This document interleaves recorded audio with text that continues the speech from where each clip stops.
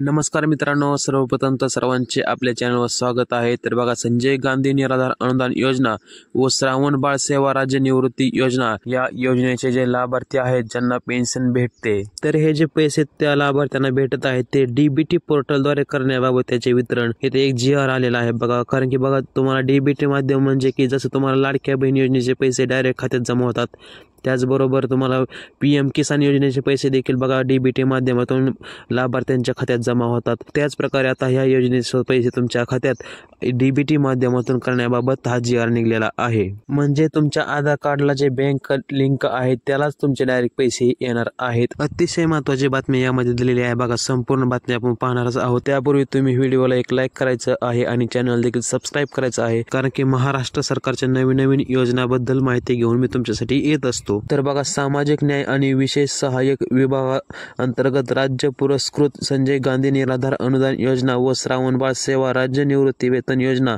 या योजना आणि केंद्र पुरस्कृत इंदिरा गांधी राष्ट्रीय दिव्यांग निवृत्ती वेतन योजना, इंदिरा गांधी राष्ट्रीय विधवा निवृत्ती वेतन योजना, इंदिरा गांधी वृद्धापकाळ निवृत्ती वेतन योजना या योजना राबवण्यात येत आहेत अशी बातमी आलेली आहे बघा.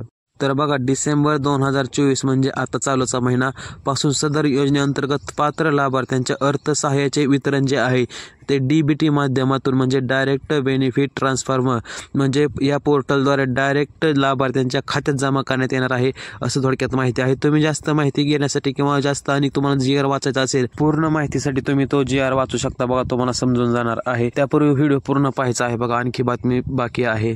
तर काय शासन निर्णय आहे सविस्तरपणे वाचून दाखवतो बघा. क्षेत्रीय स्तरावरून दिनांक 19/12/2024 पर्यंत डीबीटी पोर्टलवर ऑन बोर्ड झालेल्या लाभार्थ्यांची संख्या 27,15,996 इतकी आहे. तर बघा, 27,15,996 इतकी संख्या झालेली आहे. त्यानुसार डीबीटी पोर्टलवर ऑन बोर्ड म्हणजे आधार व्हॅलिड झालेल्या अधिक न झालेल्या लाभार्थ्यांना माहे डिसेंबर 2024 व जानेवारी 2025 चे अर्थसहाय्य डीबीटी पोर्टल मार्फत करण्याबाबत शासन निर्णय झालेला आहे. तसेच ऑन बोर्ड नसलेल्या लाभार्थ्यांना पूर्वीच्याच पारंपरिक पद्धतीने म्हणजे बिम्स प्रणालीद्वारे अर्थसहाय्य वितरित करण्यात येणार आहे. जर बघा, तुमचं जर ऑनलाईन झालं नसेल तर तुम्हाला आधी जसे पैसे भेटत होते तसं होऊ शकतात. आणि खाली काय लिहिलेलं आहे की जर सदर बिम्स प्रणालीद्वारे अर्थसहाय्य वितरण सुविधा ही माहे 2025 जानेवारी अखेरपर्यंत उपलब्ध असेल.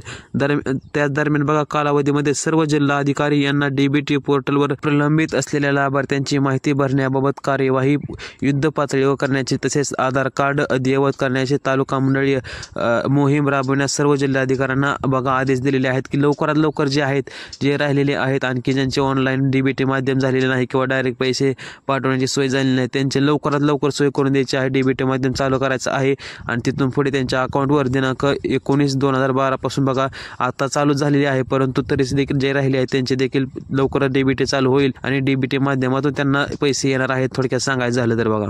आणि त्याचबरोबर दिनांक 19/12/2024 पर्यंत ऑनबोर्ड झालेल्या संजय गांधी निराधार अनुदान योजनेतील लाभार्थ्यांची संख्या 12,36,425 इतकी आहे. तर बघा, संजय गांधी निराधार योजनेसाठी जे आहे त्यांची संख्या आता 12,36,425 इतकी आहे. तर श्रावण बाळ सेवा राज्य निवृत्ती वेतन जे आहे त्या बघा त्या राज्यातील लाभार्थ्यांची संख्या जी आहे ती 14,79,366 इतकी आहे आणि दोन्ही संख्या मिळून 27,15,791 लाभार्थ्यांची डिसेंबर 2024 या महिन्याचे अर्थसहाय्य डीबीटी पोर्टल मार्फत थेट त्यांच्या बँक खात्यात जमा करण्यात येणार आहेत. आणि त्यासाठी बघा 408.13 कोटी एवढ्या निधीची आवश्यकता आहे. त्यामुळे सदरहून योजनेकरिता स्टेट बँक ऑफ इंडिया मध्ये जे उघडण्यात आलेले स्वतंत्र योजनेनिहाय बँक खात्यामध्ये पुढील तक्त्यात नमूद केल्याप्रमाणे निधी वर्ग करण्यात येणार आहे. बघा, तुम्हाला खाली ती पूर्ण GR तुम्ही वाचू शकता. तुम्हाला इथे स्क्रीनशॉट स्क्रीनवर दिसत असेल बघा. तर बघा, लवकरात लवकर तुमच्या बँक खात्यात पैसे जमा होण्यास सुरुवात देखील होणार आहे. त्यामुळे ज्यांची आणखी डीबीटी चालू नसेल त्याने डीबीटी चालू करून घ्यायची आहे बघा बँकेत जाऊन. तर एक साधा सोपा पर्याय तुम्हाला दुसरा सांगतो की पोस्ट बँकेत डायरेक्ट खातं उघडा तुम्ही. एका दिवसात तुमच्या डीबीटी चालू होतं, कारण की पोस्ट बँकेत सरकारी बँक आहे, कामं फास्ट होतात आणि त्यामुळे लगेच तुमचं एका दिवसात डीबीटी चालू होणार आहे. त्यामुळे सरकारी बँक तुम्ही म्हणजे जर पोस्ट बँकेत जरी अकाउंट उघडले तरी काही अडचण येणार नाही. एका दिवसात तिथं तुमच्या अकाउंटवर पैसे जमा होणार आहेत. आणि जर तुम्हाला आणखी काय अडचणी असेल तर कमेंटमध्ये नक्की विचारायचे आहे. व्हिडिओला देखील लाईक करायचा आहे आणि काय अडचणी असतील आणि तर विचारायला विसरू नका. आणि अशाच नवीन बातम्यांसाठी आपले चॅनल सबस्क्राईब करून ठेवायचा आहे. आणि व्हिडिओ पूर्ण पाहिल्याबद्दल धन्यवाद सर्वांचे.